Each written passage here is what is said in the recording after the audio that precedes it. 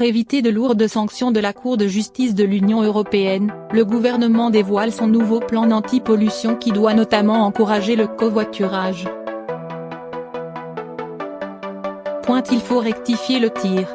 Le gouvernement dévoile vendredi matin une série de mesures dans le cadre de la loi sur les mobilités pour lutter contre la pollution de l'air, alors que la France était renvoyée devant la Cour de justice de l'Union européenne pour non-respect des limites de pollution autorisées. Mettre en avant le covoiturage. La France risque de lourdes amendes, il faut éviter la sanction, rassurer la Cour de justice européenne, explique-t-on au ministère de l'écologie, et faire baisser la pollution très vite. Par exemple, pour inciter au covoiturage, le gouvernement va proposer aux villes de créer sur la route des voies réservées au covoiturage. Des tests ont d'ailleurs lieu en ce moment sur l'autoroute A86 près de Paris. L'État veut aussi permettre aux employeurs de rembourser une partie des trajets domicile-travail de leurs salariés quand ils utilisent le covoiturage. Plus de zones à faible émission.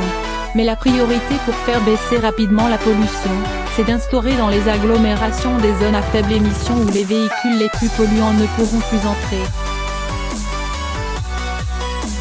Cela existe seulement à Paris et à Grenoble, il faut en créer d'autres. Il s'agit de pouvoir mobiliser ces territoires avec des soutiens financiers. Pour l'instant, ce ne sont que des mesurettes qui ont été mises en place, estime Pierre Canet, du WWF.